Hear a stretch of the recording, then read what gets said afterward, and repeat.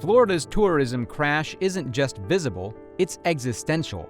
Canadians are gone, billions are bleeding out, and if this decline continues, Florida will be bankrupt. The collapse is already underway. Step into Florida today, and the widespread emptiness tells the story. Condos that were once packed with Canadian snowbirds sit dark through peak season. Streets near Orlando, Miami, and Naples carry fewer rental cars than usual. Airports that thrived on daily Toronto and Montreal flights now report thinner passenger counts, while terminals once buzzing with winter traffic feel strangely subdued. The numbers confirm what the eye already sees. In the first quarter of 2025, international arrivals to Florida dropped sharply, with Canadians being the state's largest group of foreign buyers leading the decline. Bookings for vacation rentals have slowed, hotel occupancy sits below expectations, and even tourist-heavy hubs like Miami Beach are registering quieter weekends. Cause and effect are immediate. Empty units mean lost property taxes. Fewer bookings strip millions from cleaning crews, ride shares, restaurants, and tour operators. Every missing flight reduces airport revenue, parking fees, and concessions. Each quiet hotel lobby represents dozens of jobs at risk. This isn't a distant forecast. The cracks are visible now in real time. Florida's dependence on Canadian visitors once looked unshakable. But with every unbooked condo and every canceled trip, the foundation begins to erode. Empty condos aren't just space lost, it literally means wealth leaving Florida. The retreat of Canadian buyers has turned into a flood of capital leaving Florida. Snowbirds who once anchored local economies are unloading properties, cashing out of investments, and redirecting billions elsewhere. Some are even buying homes in Portugal or Mexico, where residency incentives and friendlier policies make long-term stays easier. Others are shifting their spending to Caribbean islands or simply keeping the money in Canada, closer to home. For Florida, every sale is more than a transaction. When a condo is sold to a foreign owner who no longer visits, rental demand collapses. That lost income ripples outward. Property managers lose contracts. Cleaning crews lose work. Restaurants serving seasonal crowds close earlier. Retailers and shopping malls see inventory unsold. The construction industry, once booming from constant renovation and new builds, stalls as demand evaporates. This dependence on Canadian cash, which was once celebrated as a stable foundation, is now a glaring vulnerability. Florida built entire communities, from gated developments to golf resorts, on the assumption that Canadians would always come.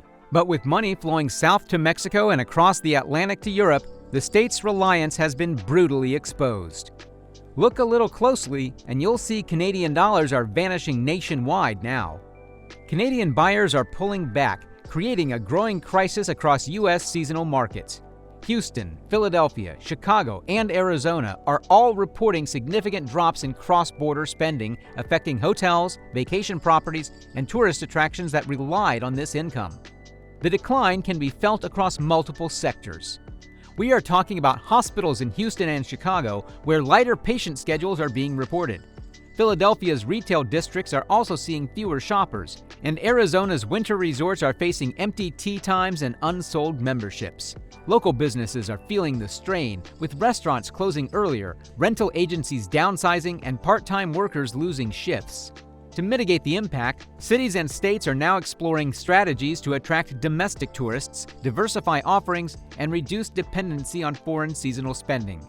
Behind the numbers are lives, and each absence cuts directly into survival. The decline isn't just seen in statistics. It's lived daily by those who depended on Canadian visitors to survive. Step into a diner along Florida's Gulf Coast. In past winters, every booth was filled with snowbirds ordering breakfast specials. Today, half the tables stay empty, the owner watching payroll shrink while longtime staff lose shifts. A few miles away, a waterfront condo remains unsold. Its price has been cut twice, yet no Canadian buyers step forward. The realtor, once closing multiple seasonal deals, hasn't had a serious inquiry in months. Commission checks vanish, and with them, the ripple of spending on contractors, cleaners, and furniture stores. Even healthcare clinics feel the absence. Facilities once booked solid with Canadian retirees seeking affordable treatments now report open slots, nurses idling in half-full waiting rooms. One laid-off technician describes it bluntly. When the Canadians stopped coming, so did my job. Each story points to the same systemic weakness. Florida's local economy wasn't diversified. It leaned too heavily on seasonal Canadian demand. The loss isn't abstract. It's literally empty diners, unsold condos, and unemployed workers serving as proof that dependency built on one visitor group is already breaking. Get this, what vanished wasn't only money, but the sense of belonging. For decades, Canadians treated Florida like a second home. Winters were automatic traditions repeated without question.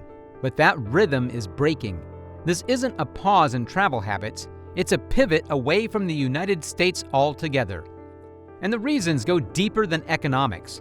Many Canadians describe a shift in how they are received. Where there was once warmth and welcome, there's now a colder, transactional attitude. They no longer feel like valued seasonal neighbors, but like outsiders overstaying their welcome. That